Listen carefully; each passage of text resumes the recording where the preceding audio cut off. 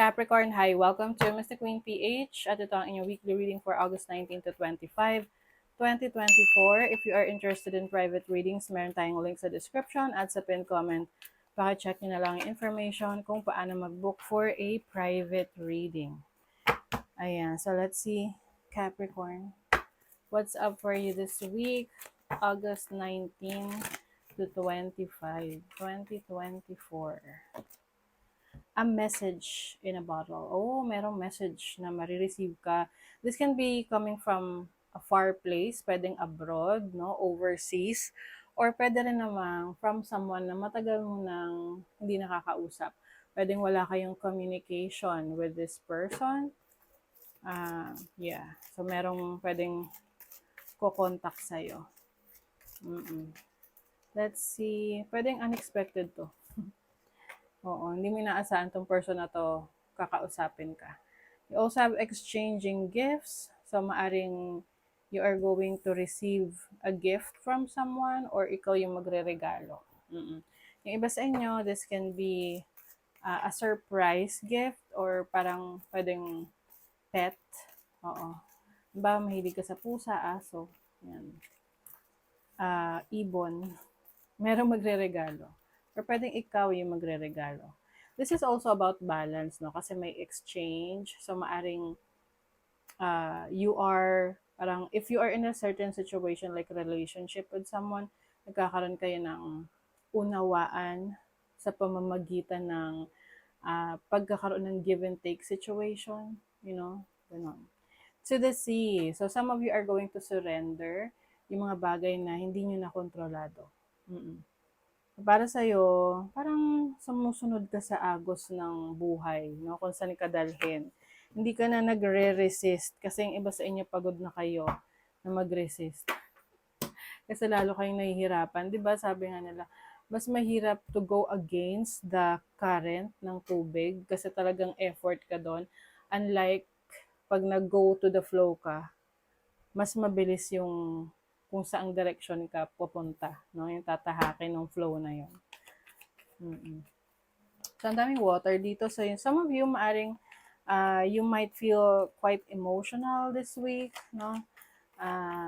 So, it's time for you to balance your energies, your emotions.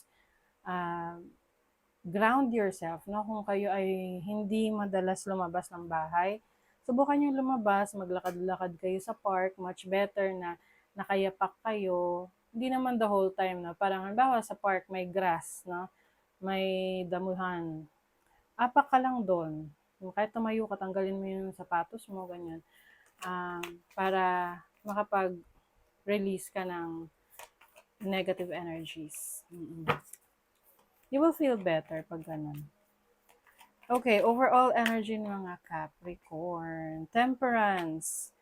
Okay, so some of you Capricorn, you will also take care of yourself kasi this is putting things in moderation, no? Pagbabalanse ng iyong energy, ng iyong time. Oo, lalo na kung kayo yung medyo naging pagod, no, ng mga nakaraang week. Ngayong week na to is a time for you to balance your energy na pwede kasing meron kang binigyan ng attention, focus ng mga nakaraang linggo, na meron kang hindi naasikaso na ibang bagay. So this week, you will be more careful sa mga gagawin mo. Mas magiging, yung parang patient ka. Oo. Na maghintay. Hindi ka nagmamadali. You want things to just happen on its own. Kasi naniniwala ka na kung hindi para sa'yo, hindi yun mangyayari para sa'yo. Okay? So, your challenge is the Ace of Swords. So, as a challenge, yung iba sa inyo, maaaring nahihirapan kayo sa ngayon na mag-express ng gusto nyo sabihin.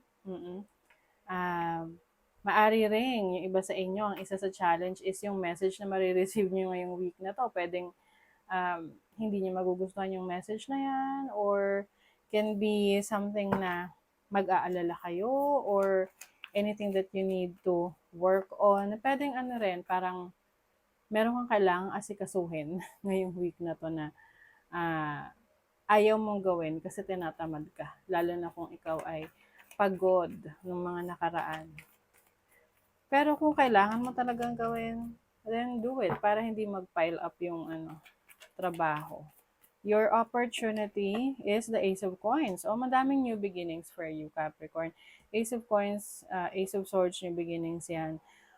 This is a new opportunity for your work, for your career, for business. So, pwedeng may nagsisimula. This can be an idea. Okay, so yung iba sa inyo, meron kayong business idea na na-challenge kayo kung paano nyo sisimulan. Oh, your blessing is the Three of Wands. Ang ganda nito as a blessing. One of my favorite cards.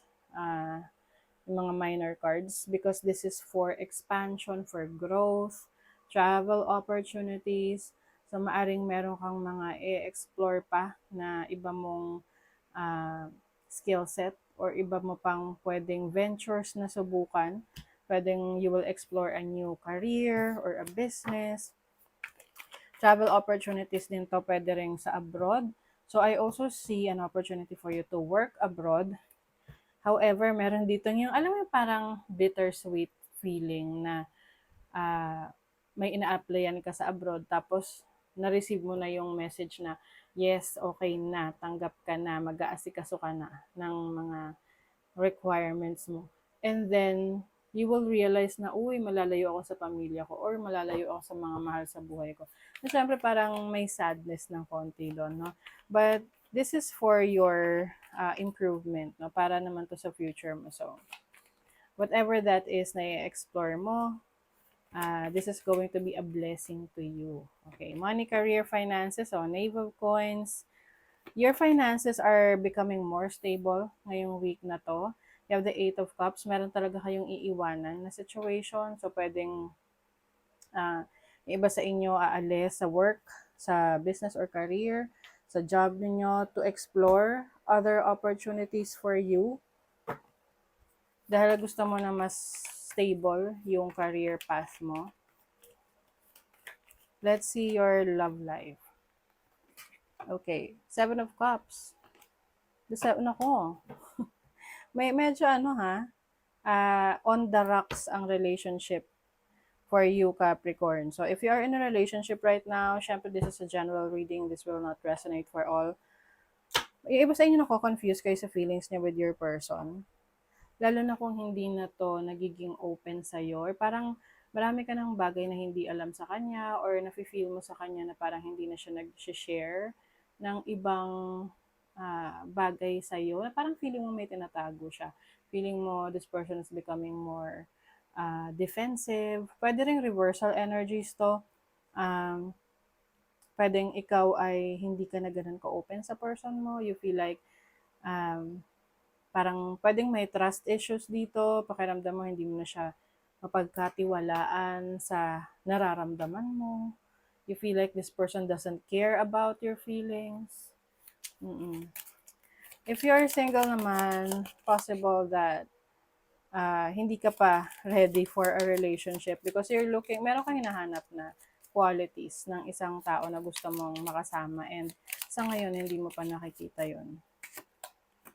You have the key. So this is solution. So kung meron kang pinoproblema or iniisip ngayong week na to kung paano mo maaayos, no? I-organize. So this week, you will have that solution. Makakagawa ka ng paraan. You also have energy ng lady. So this can be your energy or the person that you're dealing with. So feminine energy ito. Very charming. So some of you, maaring you are also working on your aesthetics.